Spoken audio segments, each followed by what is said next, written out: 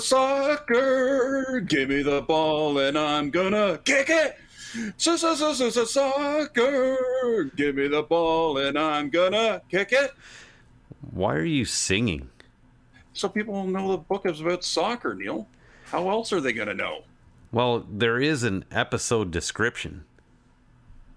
Ah, yes. And that'll mention that the book is about soccer and that the World Cup is starting. Did not think of that, but I like where this is headed. Oh boy. Welcome to SportsLit. I'm Neil Acharya. I'm Nathan Sager. Don't worry, I'm not quitting my day job. Today on the program, Dwayne De Rosario, DeRo, My Life with Brendan Dunlop. The forward by Lennox Lewis. It was released on May 11th, 2021. Both Dwayne and Brendan will join us today to discuss the book.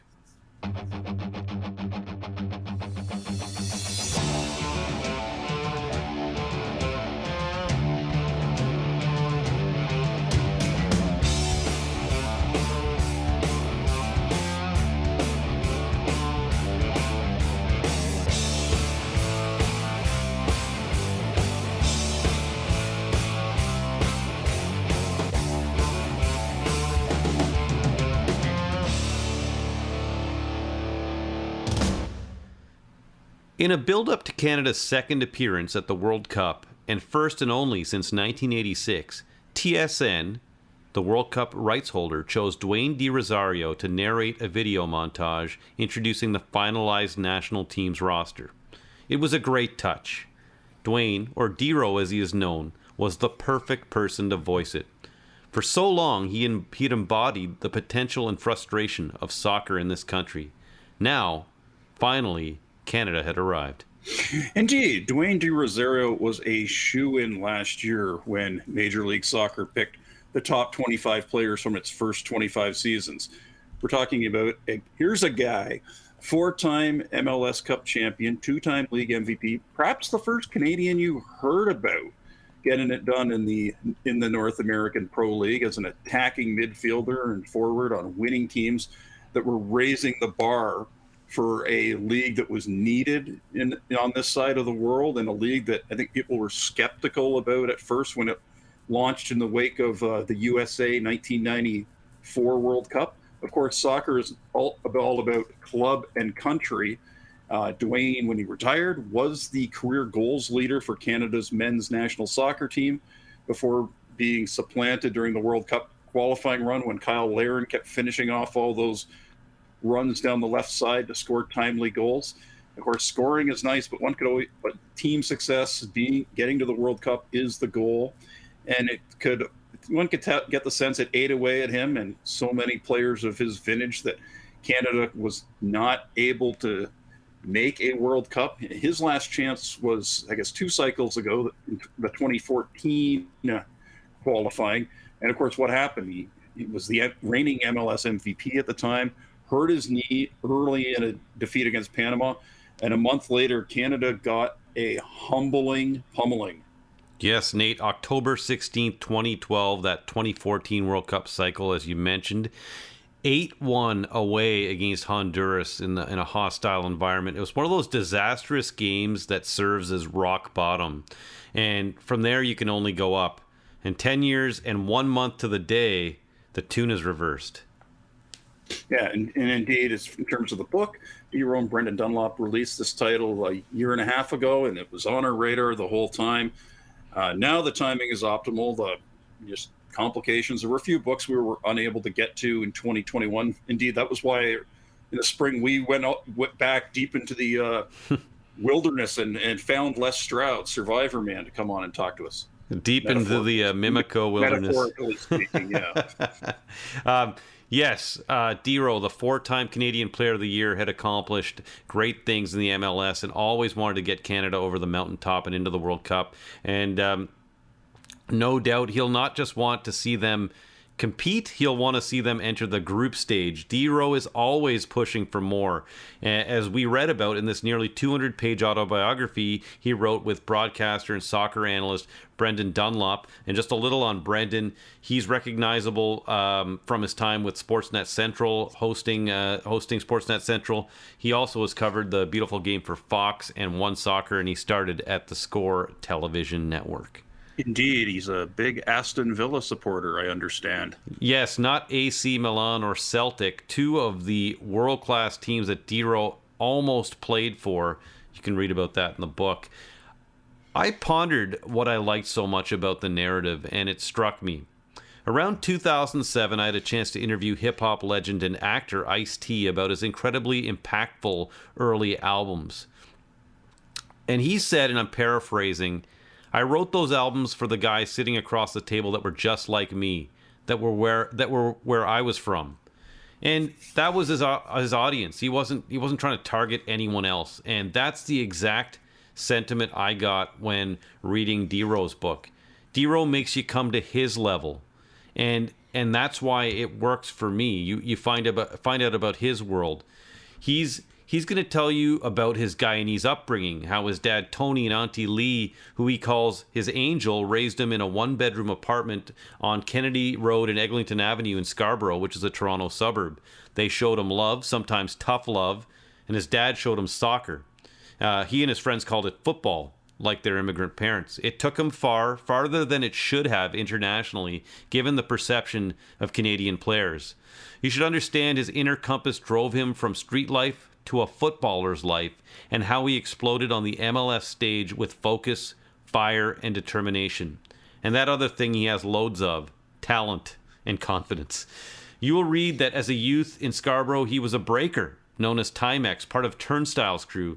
They battled on the pavement, and then later his crew, the Boys in Blue, battled other crews physically. It was real roughneck stuff. He drove in stolen cars, and he got shot in the eye.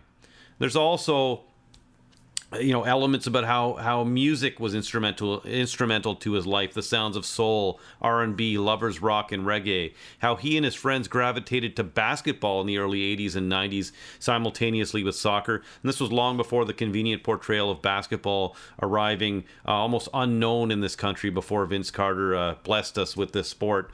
And Nate, as you will mention in a little bit, he's going to tell us, or he writes about how he viewed Ben Johnson, the sprinter Ben Johnson, as a great many do, under the radar, as someone who inspired them to believe, a Caribbean Canadian that was just like them, even after the steroid fallout of Soul 88. Your narrative isn't DeRo's, and it doesn't always represent the people he grew up with, what they saw, and how they continue to see things. Mm-hmm. Yes, well said. It's a first-generation Canadians experience set in the greater Toronto area at that time of change in the country, I guess, in the 80s and 90s. We explored some of that last year with the track star turned broadcaster Perdita Felicienne and the memoir she released, My Mother's Daughter. An excellent book, an award nominated book for sure. I gotta go back and fact check if she actually did win, but it was a really, really good book. And that's exactly it. Dwayne is just 2 years older than Perdita, who spent her formative years in Oshawa and Pickering, which is a stone's throw to the east of Scarborough, and she shares the Caribbean heritage, though her mom is from St. Lucia. Certainly, as these star athletes of this generation start releasing their life stories, we'll increasingly see these new glimpses, which create a new contemporary cultural experience of Canada through this first generation lens.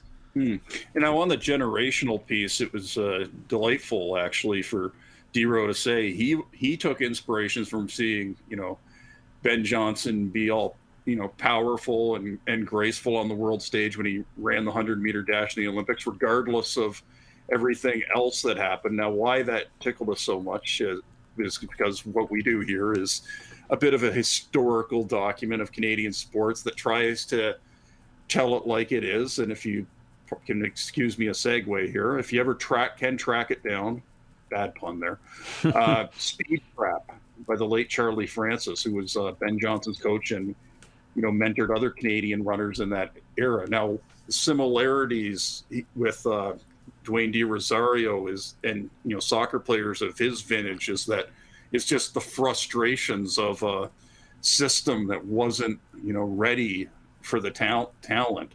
Francis in that book really ripped the lid off some rot in the Canadian sports system as it existed in the 1970s and 80s when he was a competitor himself, and then went into coaching.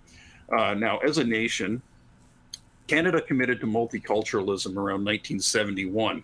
A delightful offshoot of that was, it encouraged, in the long run, people pursuing different sports, having people whose aptitudes and passions were, off in many different directions, having people who could do a lot of different things. But in the coaching community that Charlie Francis was part of, coaches were threatened by that rather than being excited and seeing the untapped potential. He took flack and heard all sorts of, garbage for coaching and teaching and black athletes that, because, obviously a lot of people, fear the unknown sometimes. And a lot of people were, just happy with keeping their jobs. And, a lot of the coaches in Canada were people who had come from, the United Kingdom and had certain, ideas about, just that coaching in Canada. And that's something that, a young Dwayne De Rosario says he encountered in the 90s when he got up to the national team. He wanted to play football with the flair of, the Brazilians. And all these coaches were like, lump it, which is like the dump and chase in hockey, obsolete and boring, even if it works once in a while. So one upshot of, I think, intellectually of this World Cup qualifying run that's Canada's gone on is it put the lie to every bit of apologia that Canada just lacked talent to be a good men's football nation. If one ever read Simon Cooper and Stefan Szymanski, the first edition of Soccernomics, they labeled Canada as the second biggest underachiever in international men's soccer after the United States. And, well, I mean, it's nice to be above. And we, of course, have to set the bar at higher than, well, at least we're not as bad as the Americans. And they do, of course, economists do that through, equations and applying economic tools. That's not done on gut feeling. So the line that was, talent was scarce, I mean, that was just being trotted out to excuse, the lack of support. And now that, the structure of the national team program, it's getting a lot of scrutiny with this recent success. In a way, those, dramatic wins in the Ice Tech in Edmonton last year, they were sunlight in a way. Oh, well played, Nate. I think, Nate, early on it seemed it was, do they have the ability? And then as the talent came along, it was a question of will the stability meet the talent? Will the structure meet the talent? And at this point, I can't see it going backwards as long as that support sustains the players on the field and the influx of talent. It's a massive moment, the World Cup qualification and the kickoff that's going to happen. A massive moment indeed. Yeah, one you want to see it as just the beginning, especially since Canada is going to be one of the host nations of the 2026 World Cup. And I don't want to be indulging any of the deep down inside Scandinavian fatalism of my forebears, thinking, oh, it's a wave, and one day you're going to look back like in 8 years and see the exact point where it broke. I do not want that. Now, as far as the World Cup being in Qatar, I'll just end on a passionate plea about the value of, I guess, having conflicting hot takes concurrently. I guess just juggling one in each hand. One is that this type of sport washing absolutely needs to stop, even if it means, gee, there's not as much profit to be had. Now, the second piece is just what Jurgen Klopp said on November 5th. Always remember the 5th of November.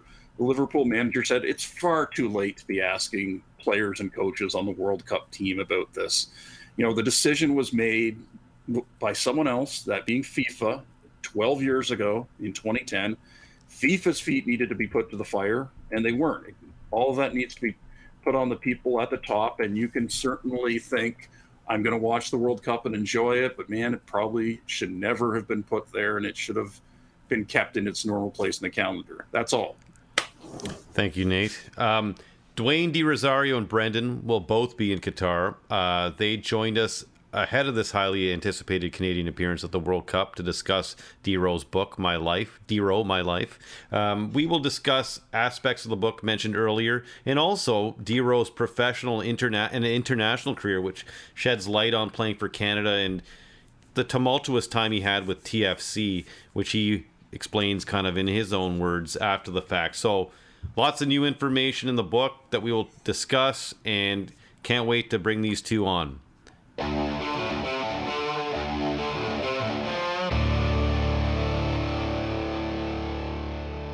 And we're back with DeRo and Dwayne De Rosario and Brendan Dunlop. And we're going to talk about the book today. Nate, you have the first question. Sure. Thank you, Neil. Dwayne, early in the narrative, you talk about sort of, I guess, the old days in Canadian soccer where you would want to play and others would want to play with sort of that international flair, but the coaching advice was sort of lump it. So now as the current team heads the World Cup, how would you describe the Canadian style of play that's emerged in the last couple of years?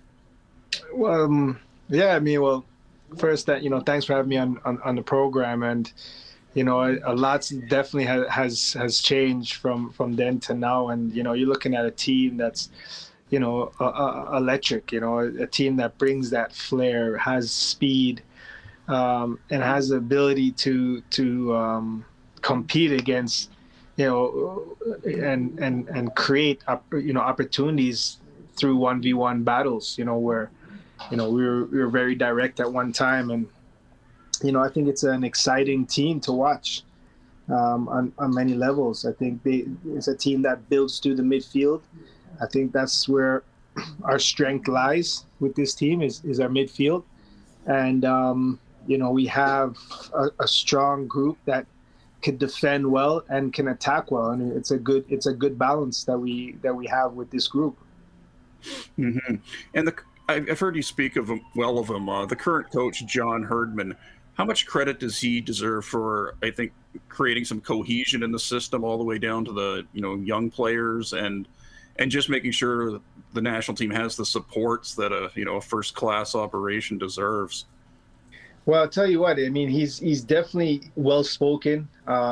He has the guys believing in themselves first and foremost, and believing that they can achieve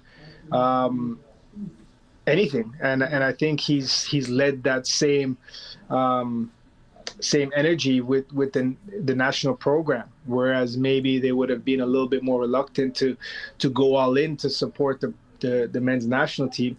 He's got them to buy in. He's got them to support the professionals and make the guys feel welcome and make them feel like pros. And the guys have responded in the way that they have, that they're qualified for World Cup, and not only qualified for World Cup, but qualified, top of the group. And I think that's a tribute to him having, our association, our governing body, which is Canada Soccer, believe in what he's trying to achieve and support him in any way possible, whether that's financially first and foremost, and support him with the staff that he needs to accomplish what he needs to accomplish. Brendan, my question here for you is, a lot of the narrative in this book, I reread it again over the last 2 days, talks about the writings about 2026 and Dwayne looking forward to 2026, but it happened in 2022. So how long did this writing process take, and were you kind of keeping an eye on what was happening with the men's team leading into this qualification round? This process was a 4-year deal for us, 5 actually, if you think about the pandemic. So Canada was still in the 2018 World Cup cycle actually when we started this, or maybe that had just missed out on reaching the final stage there for qualification before Russia. 2022, certainly wasn't on the radar for me. I watched this team very closely all through the years that Dwayne was there, and he was part of a real golden generation that looked like they would be close to knocking on the door, and just couldn't get there. Obviously, Dwayne goes into real detail about that devastating injury in Panama, and what how painful it was to watch Honduras happen and be helpless and not be a part of that. And it's in a lot of ways it does feel like this team is decades. The difference between those teams, is decades now, because where John Herdman and this group have been able to take things was unimaginable for a lot of Canadians for a long time. But it really was there was stepping stones along the way. It's such a build up to kind of get to this point where talking about the quality of play and the style of play. A lot of these kids looked up to Dwayne. A lot of these players played with flair and were inspired to be individualistic out there because they saw that in DeRo playing for Canada and winning MLS Cup. So it's been great to see for everyone who's been involved in the national team program, to see Canada get to this point where we all thought they could get to, where we all believed that Canada would be one day, to get there now. Maybe it is a little ahead of schedule, a little fast track for what we were talking about in the book, and looking ahead to 2026. It's pretty special that we can look at it this winter. I want to ask you how you both came together then for this project. You mentioned 2018. Did you approach DeRo? Did DeRo approach you? How did that work out, Brendan? Yeah, no, after Dwayne retired, I always loved listening to Dwayne. I knew he had an incredible story, and I knew that when he was so candid and open in front of the camera, that there was a lot more behind there, and he was shown a lot in the on the sports desk. We don't usually get many candid interviews like Dwayne's, and so I thought there might be a little more behind that maybe I could get out if I could get him to tell his story, because I knew that there was a real special one. And I think we had the same maybe agent, some contacts at the time, as Dwayne had just retired, and was fortunate enough to sit down with Dwayne. We met in a coffee shop up in Markham, where he'd jogged about 12 miles to come meet me. And I only found that out afterwards. When I offered to drive him home, he's like, "Oh, I'm just around the corner," and we just kept driving and driving, and it was literally like 10 miles. So he was still committed to the fitness and retirement, and yeah, very, very committed to the project. So just a few things to that made it take it kind of as long as it did, but we really did get such a full scope of Dwayne in retirement to really kind of complete and well round the story when it did come out in March of 2021. I do believe he I might have thought, okay, maybe you're exaggerating, but then in the book you write about how Dwayne's in San Jose and his teammates are driving their car to the practice facility, and they're driving by him jogging to the practice facility, or biking to the practice facility. Yeah. So I believe it. Although there's winter here, we don't have the same weather, so hopefully he wasn't in the winter. No. But I gotta, Dwayne, I mean, it must have been, to trust someone with your story like this, it must have been, what were you looking from Brendan for? Were you kind of gauging him, seeing what he could do? Did you want your voice to be told in a certain way, that type of thing? Yeah, first I think the timing of it was very vital, because I would just retired. I was going through a lot with my retirement, my family, my father. So it was just this whole bunch of emotion that I was holding in. And as I met Brendan, I think we kind of crossed paths before, and when the opportunity came and we sat down at that coffee shop, I got a feel for him. I felt, here's a genuine guy, really, appreciates what I've done for the country, for the game. And I just felt comfortable. He made me feel comfortable. And as soon as I started to tell my story, I would start to open up, and it was like very therapeutic for me. It was really something I was looking forward to. And there were sessions, he can tell you, that we had to just stop because I couldn't emotionally go on. I had to take a few days and just kind of do I want to retell that story, and then kind of, get some advice. But as I started to open up and tell my story, there's a lot in that book that a lot of people didn't know I went through. A lot of my teammates and a lot of my colleagues, my coaches, didn't know that I was going through a lot of these things as a player, and I used the sport to channel those emotions and those frustrations and all the things I was going through. And I felt like here I was again at the end of my career now, going through very similar emotions in a different, a more mature setting. needing to release some of it, and realizing how much I was holding on to and how much we as athletes use our vehicles, which is our sport, as as an outlet, but it's not necessarily, dealing with the core of the situation. And I was very fortunate that, Brendan came at that time and allowed me to, create space where I could just let it all out on the table. And then I'm just like, dude, I'm going to be all over the place and just take it. And he eloquently just put the whole piece of that whole puzzle together. And he said, it was 4.5 years or something of constantly meeting. And this is like 4 years of just therapy, of just letting my whole childhood and throughout, out on the table. And I trusted him. Because I felt that, he's a genuine guy. He's a good guy. And he, we shared a lot of stories that were very similar from our upbringing and childhood, and just for the common love of the game and sport. So it was for me, it was very easy to tell my story. Yeah. Wow. Brendan, when you hear that, had you heard that? Have you guys been asked that in an interview yet? Yeah, it's always pretty special, because obviously, I cheered on Dwayne from the stands and watched on TV, and was a real fan of Dwayne De Rosario as a player, and getting to know the man was really special, because there's someone who's never lost that commitment to his community through all the highs and all the the lows that can come with it as well. He's very dedicated to growing the game in this country, and always flies that flag for Scarborough. And so I'm glad that he gets to do that now as an ambassador for Canada at the World Cup. Well, speaking of Scarborough, when I was rereading it, I started looking, and I looked at I forget the name of the breakdance crew. It's slipping my mind right now. But I looked at, and I see Jedi in there, and I'm like, I just talked to Jedi last week, so I was like, this is amazing. Chris? I know. You know what? I don't even know his first name. I just know him as Jedi. He actually worked across the... Yes. Supernatural. Supernatural. So I said, you got to give me some Nardwuar type questions to ask Dwayne. He said, all I know is he had a wicked reggae collection, and he always dressed super fly. So I said, and he said he was friends with your brother, actually. Yes. So, him and my brother really started.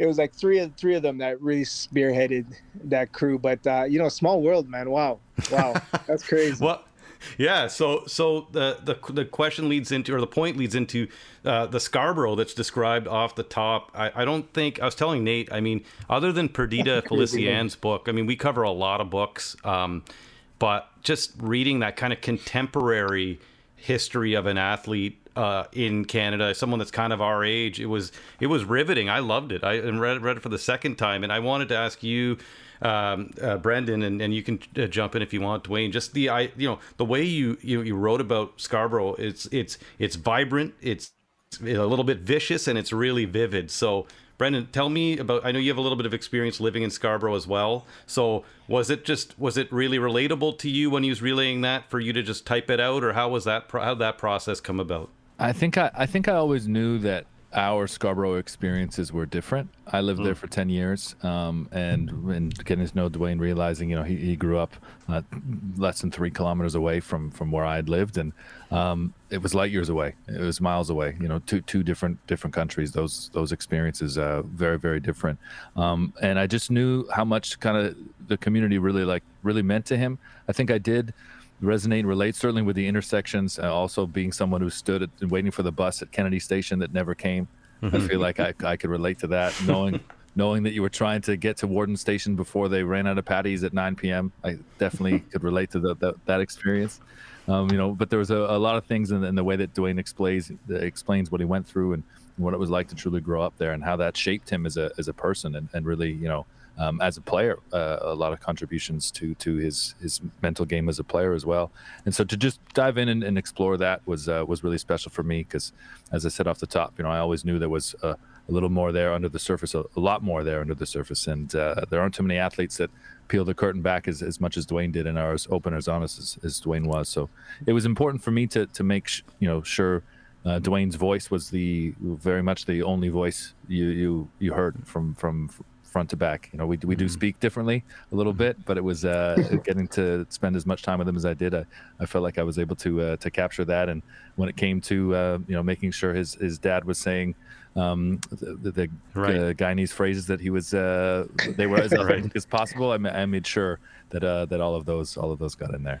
Yeah, for me, I just really wanted to capture the authenticity of my experience, and a lot of people don't know, and it's an unfortunate statistic, and it's not one that I'm proud of, is that there's hundreds of thousands of families currently right now under the poverty line, living under the poverty line, and in Canada, in Toronto, and it's growing rapidly, and with the high cost of living and taxes and stuff, there's more and more families that are struggling. And this has been the reality for me growing up in a single family home of immigrants. And yes, we've had a lot of great stories that, I would love to say I'm part of those great stories, but we have also, traumatic stories and ones that we face on a daily. And some of the experiences that I've told in my book is ones that I'm not most proud of, but at the time it was like we were a band of brothers, and if one did something, we all backed them, and right, wrong, or indifferent, it felt like that was our family, that was the guys we can trust. It takes a strong mentality to step away from that. It takes a strong mentality to say, you know what, I'm gonna go on this crazy soccer journey. That we didn't have no pro teams. We didn't have, soccer was not respected at all in this country. You only got it on soccer Saturday. It was you don't have cable. You didn't have internet and Wi-Fi and all these things. So soccer attraction was very limited, especially in these communities. But one thing that was common was in these communities is where I had the most joy playing soccer, because all of us came from, footballing countries, and that's why I always grew up calling it football, because, my parents called it football. All the kids in these, first generation Canadians are coming from places that we all call it football. So, and that was a neighborhood sport, and then we took on basketball and we did play street hockey and stuff like that. Obviously, we didn't play ice hockey because we didn't have the money to pay for ice time and stuff like that. And, right. But that was my experience, and I'm glad that Brendan really captured that experience. And I think the reader, as you mentioned, you really were able to, and those who grew up in Scarborough say, you know what, I know exactly what this guy's talking about.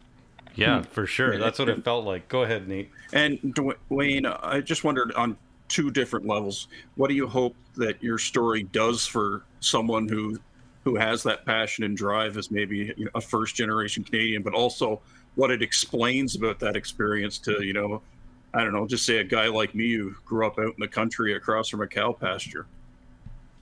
Yeah, you know what? It's I think it's relative across all levels. Everyone goes through their own struggles. It doesn't have to be, you don't have to be an inner city kid, metro housing kid. You could just be someone that just, grow up and, your parents maybe don't support your dream, or it could be so many different obstacles that we all face. And I just want it to be utilized as a vehicle of motivation to say, hey, if this guy could overcome that, I can overcome it and become someone too, or wow, look at how fortunate I am. Look at the blessings I have, and I should be grateful for what I have.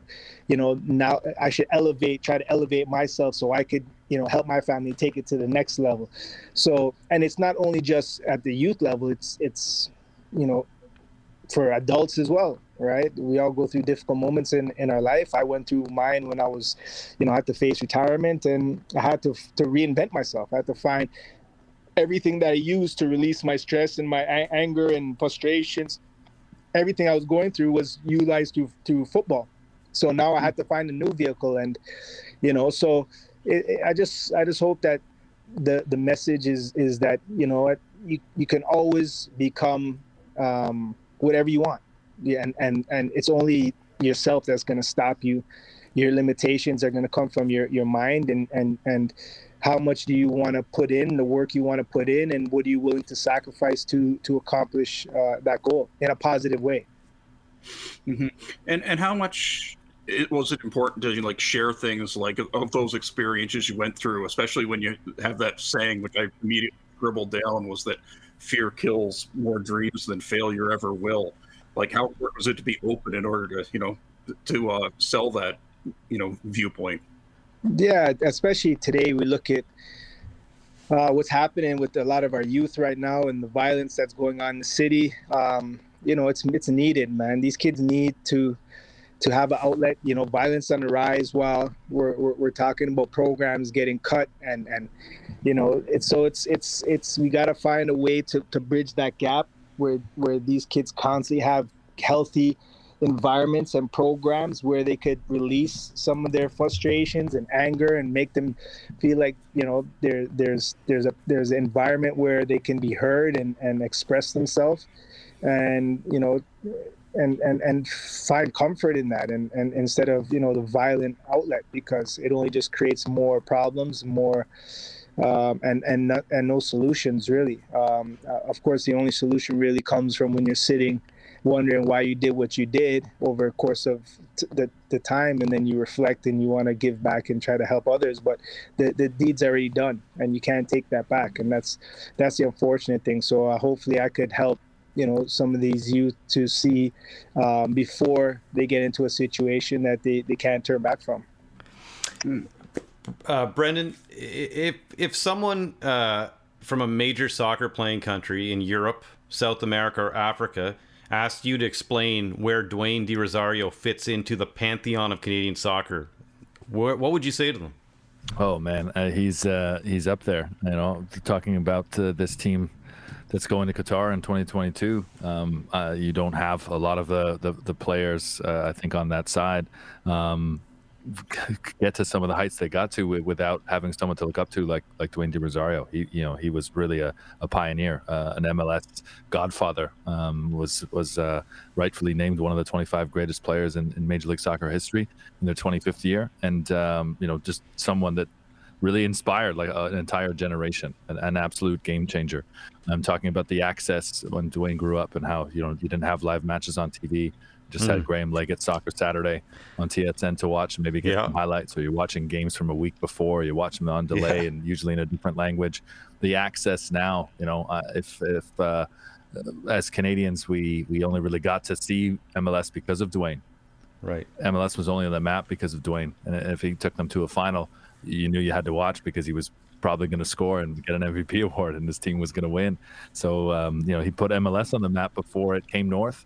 And then he got to play in his hometown. I know it was really special to him, and obviously the first stint didn't end the way that he wanted it to. But I love how detailed and honest he was about what that was like, and from the outside we only really saw one side of the story as that was going on, and to hear Dwayne's side of the story and understand the man, how emotional he is and how personal that was. It was amazing to hear that in his own words and see that story. And then, of course, to see him get the chance to, come back and retire as a Toronto FC player on a completely different note. Well, I'm glad you brought up TFC. I was going to ask about it later. I'm not going to consider myself a diehard. I'm a sports fan. I work in sports. I'm not a diehard TFC fan or MLS fan, but I do remember, if I look at the chronology of what I know about soccer in this country, it was watching Graham Leggett and then hearing about the odd Toronto Lynx or whatever game, and then maybe some names float around my head like Justin Fashanu or something sticks in my head. I'm not even sure why. What a name. Yeah, of all the names. But then it's Dwayne, right? So I wanted to know, because I am the casual observer, I guess Dwayne, you could answer this. It's, how much of that TFC story was known until this book? Because I'm looking back at it, I'm reading it today, and it seems like it should have been the perfect fit, which I do remember as a casual fan thinking. But then it comes down to like Preki, it looks like, and disorganization, and the slight as not being a designated player. So was it those three factors, Dwayne, that came together to kind of derail what could have been? Yeah, I think a little more than that. There was a lot of factors that came into place. It was the sole purpose of me coming to Toronto was to bring my city the success that I was very fortunate to have in the other cities I played. and to play out my career, whatever it was, 7-8 years here. It wasn't really planned to leave, but I just felt at the time, as I said mentioned in the book, that I don't think the organization was ready for that. I think they were still trying to feel out the league, and success seemed so far away, and winning was like, where I was just like, no, I want to win like now. Right. And this is what we need to do. We need to get rid of this turf. We need to build this stadium properly. We need to treat this professional. Whereas, I was coming into leaving an environment that's what it was. It was very professional. It was very advanced, in the U.S. And I was just tired of that narrative, going to the U.S. and U.S. always does it better. And I'm like, we gotta fix that, especially in soccer. We gotta do it better. I mean, we couldn't train because people had like frisbee or flag football, and not taking away from yoga on our field when we're supposed to be training. We have to go all the way to Oakville, Cherry Beach to train, and we have a field right here. Right. We couldn't field because it was rented out. Right. So those type of things it just got to me over time. And then I think it was me and Preki definitely bumped heads a few times. I think there's a little bit of competition there. Mm-hmm. Definitely, with us, that was just, and then when Aaron Vinter came in, I think that was the straw, as they say, that broke the camel's back, because I had a chance to go to Celtic and they refused that offer, and Celtic really wanted me, and they just wanted me for loan till May, and if I did well, they would want to sign me. And as we know in this league, it doesn't, May is like a month in, and for not giving me that opportunity where I think I deserved, bringing the TFC their first 2 trophies in their history, and having that fight to go to a preseason start. It wasn't about the preseason, it was more so there was a bigger opportunity that was there for me, right? Sitting on my, this team really wanted me, and they played Barcelona that Champions League. Mm-hmm. And I'm sitting watching it on TV, and I'm like, man, I could have been there, Right. So that was a very tough decision to step away. But I felt it was one that was needed. And to answer your question, did everyone hear this side of the story? No, I think that was the first time in that book that I explained exactly my side of that story. Because when I moved, I was just my heart was so broken, and I was so angry at a lot of levels that I just kind of left it alone and said, let me go after it. But again, I channeled all that anger and that frustration. I ended up winning MVP that same year. Right. Yeah, that's also a theme in the book too, right? You love playing against your old teams, and you channel that fire. So but where that first becomes evident in the book is when you are in a friend's basement, and the narrative starts with you get shot. I know it wasn't, you got shot in the eye. I mean, was that known as well? No. A lot of people didn't know I was playing my career. That's something I just never spoke about. It's just something that I kept to myself and my family, and I never really, because the thing is in sports, right? When you say you have this, you have this trauma or physical trauma, anything that happens, they're gonna say, oh, is this because?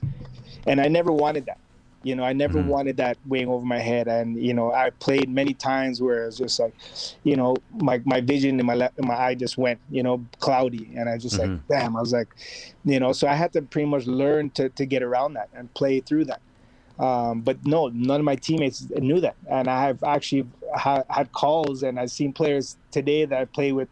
They say, man, I read your book and I didn't know that, man. I was your teammate the whole time. I was like, right. It's just a past that I just wanted to keep in the past, Right.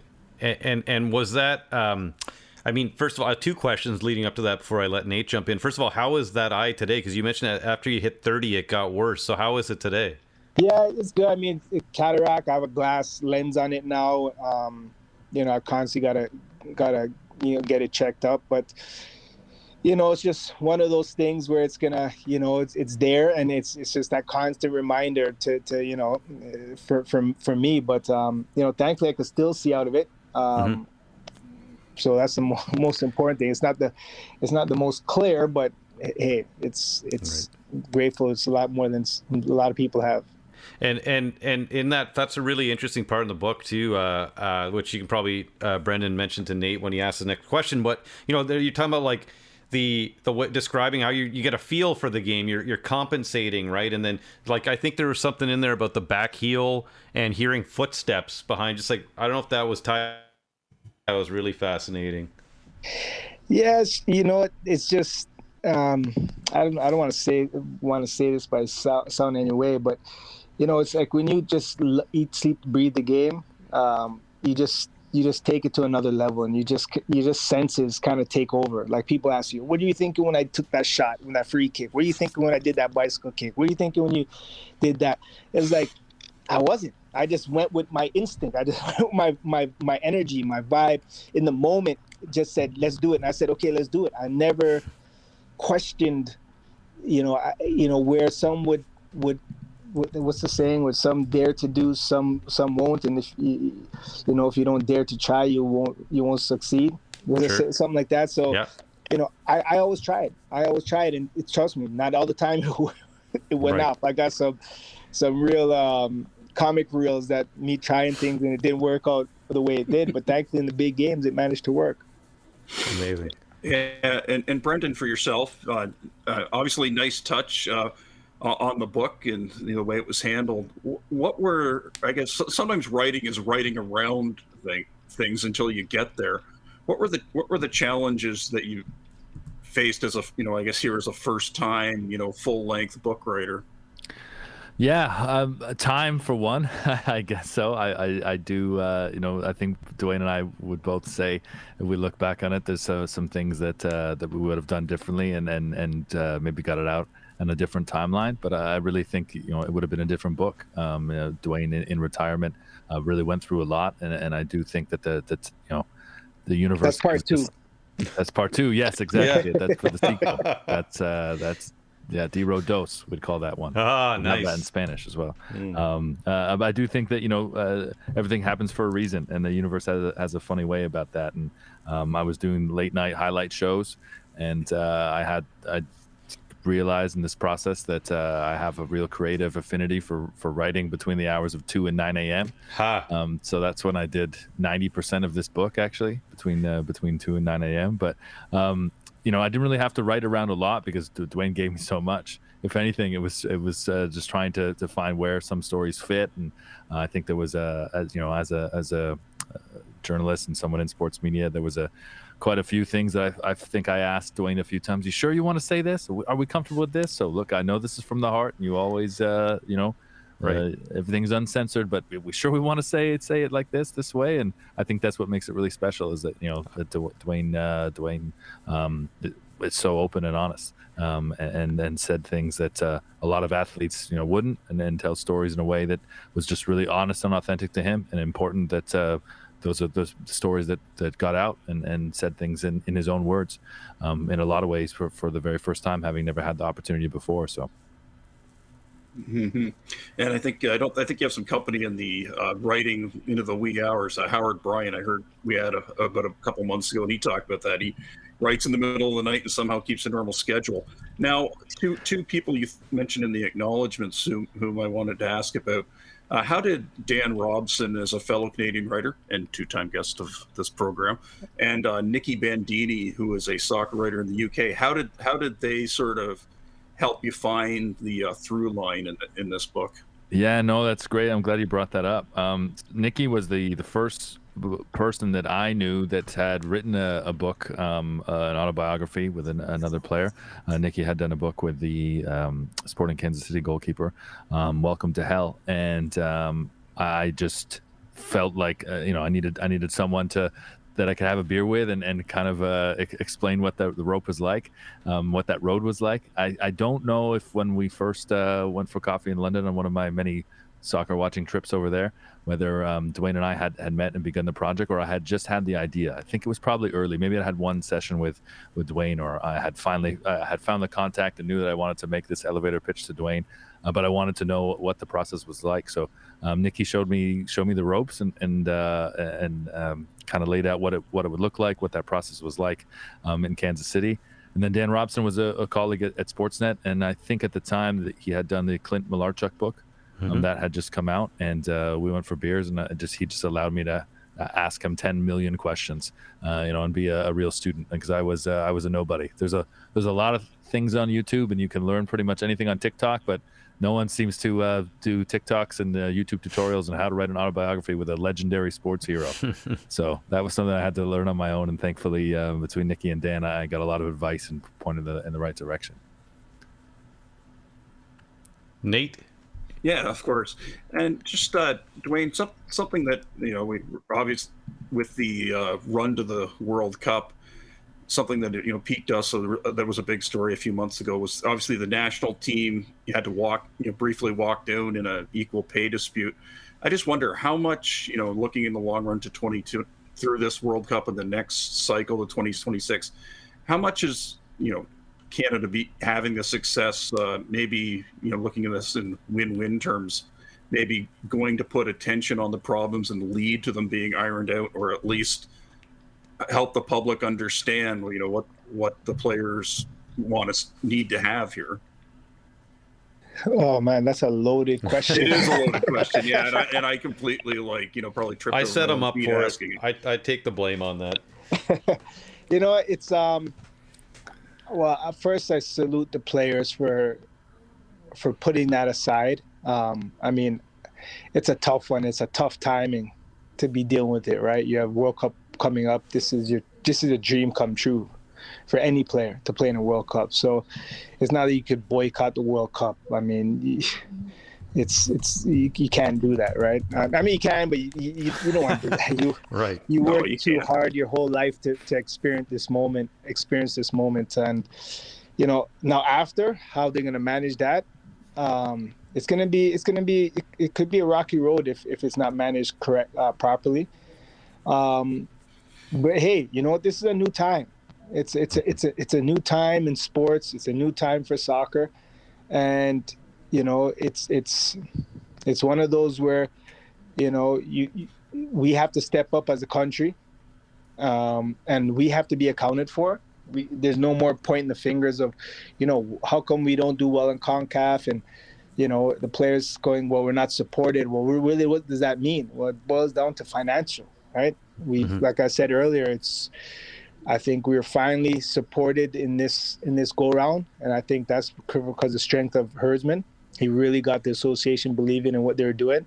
They traveled like pros. They felt like pros. They felt a part of something special. They are a part of something special, and we have to build on that. There's no turning back now. There's no going back from that. It's what can we do to now make it past the group stages now? What can we do to be a serious competitor? And with that, it's going to require a lot of funding. And thankfully, to 2026 on the horizon is going to require a lot of investment in the growth of the game, starting from the grassroots level. And hopefully, I could speak in Ontario. Hopefully, we find a common ground where there's not 3 or 4 different leagues. Everybody's banding together and for the greater good of the growth of the sport, and unifying to say, okay, this is the structure that we're doing in a competitive market, and this is the structure we're doing for the non-competitive market, because not every kid wants to go to take the game to the next level, and they just want to play the sport for fun. But we need a viable resource for the kids now that are pushing now, that want to take the game to the next level, that are serious about this sport. We need a strong infrastructure and everyone backing that moving forward. So I think 2026 is going to bring a lot of growth to the game in so many aspects. And, I'm just excited to see that unfold. It's interesting because if you read the book, for those that read the book, you can really kind of see what they're fighting for now. And there's a great part in the book where DeRo, and Brendan, you write about it, is DeRo jumps onto the national team for the first time, and then immediately the players are telling him, hey, this isn't working out the way we want to. We need I guess a better system. And then DeRo, you jump in solidarity and with these guys, and you said that later led to probably the cohesion that resulted in the Gold Cup, right? Yeah, I mean, a lot of people don't know, before we won that Gold Cup, we were about to go on strike as players. We we're gonna boycott that Gold Cup. Like, I'm talking like 2 days, 3 days before. The president himself had to come and talk to us. So, call it what you will. For me, I think that was the turning point for our team, because we all stood together. We all, well, besides maybe one, but I'm not going to call no names, but but the majority of us stood together, and we did it, man. We did it in the way these guys are won the CONCACAF, in a fashionable way. And I truly believe that that was a big part of our success. Brendan, can I just quickly jump in? Sure. You've probably covered this before. Like, when the casual fan says, "Hey, what is this battle about?" What would you say in a sentence? Hey, what is this about? This is about not learning from the lessons of the past.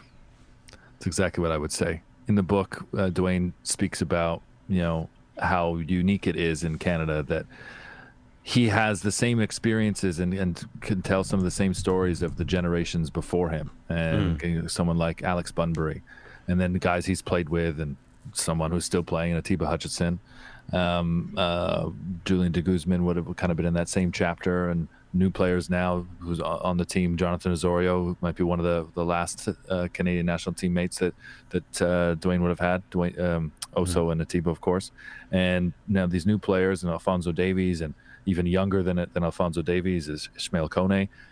In other countries, you don't have the same type of stories. There's a change, there's a evolution, there's sometimes there's maybe some bad things that happen, but you don't have identical stories across generations like that. And I think what we've seen so rapid in Canada is this elevation of the game on the pitch, off the pitch necessarily, that hasn't it certainly hasn't gone at that same level, hasn't improved or advanced at that same level.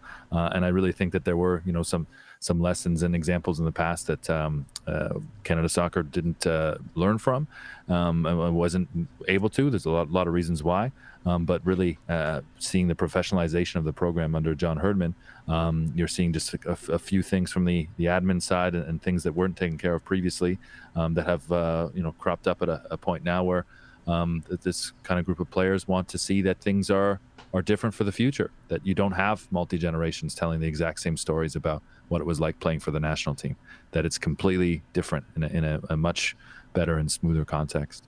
And Dwayne, speaking of the future, as we're recording this, I have a friend who's just about to become a first-time father. But I noticed, the DeRo United Football Academy just had its 10th anniversary, and I'm looking at the ages of your sons, Osaze, 21-year-old forward, and Adisa, who I think is an 18-year-old goalkeeper. I guess how much did a desire for them to have structured development around them? How much was that an inspiration to start the academy? Huge. I mean, I think I want to give back away to my community in a way that could leave a legacy for kids to take their game to the next level. Again, I did the academy because I saw an opportunity there, and I saw a lack of taking the game to the next level at the youth level. Some people are doing it okay. Some people were not doing it so good, and I really just wanted to create a legacy piece, more so for my father, because he was my coach, and I think he was very knowledgeable of the game, and for me, he always had to work under someone else's watch. So I wanted to create an environment where he had to say, he did things his way, in the way that he saw the game, and he saw the game for me far better than a lot of people, even in my football experiences.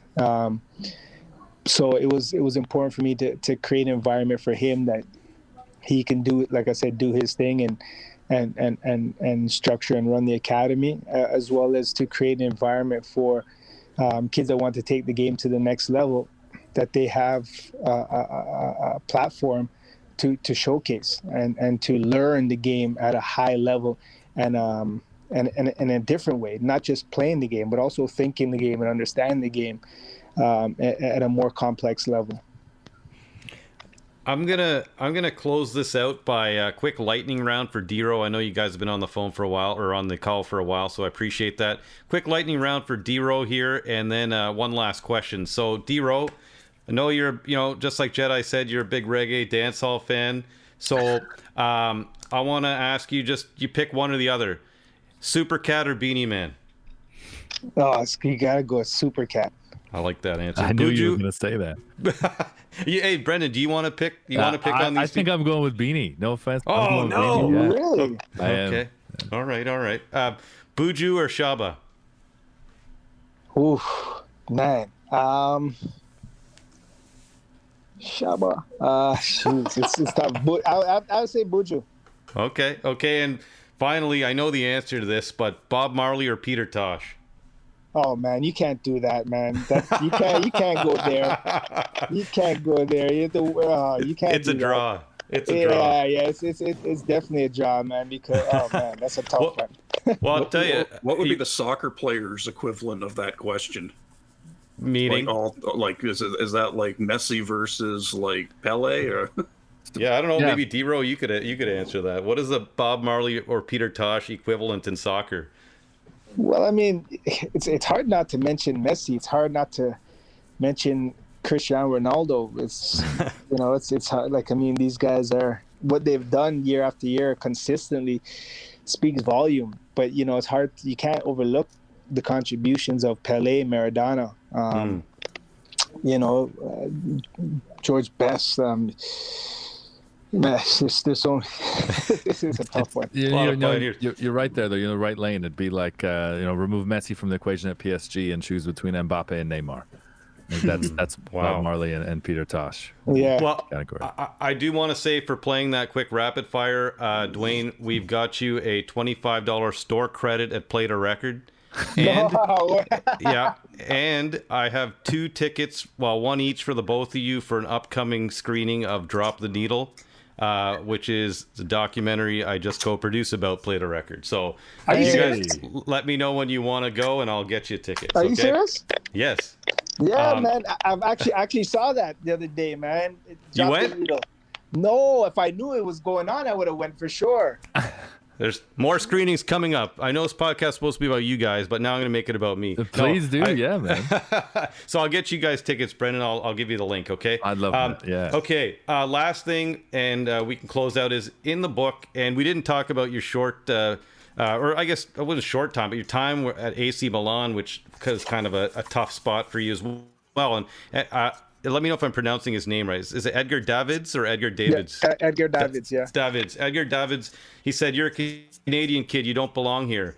And you said, you wrote in the book, most of the world thought that way and still does. I want to know, and you can both answer, what will they think after Qatar?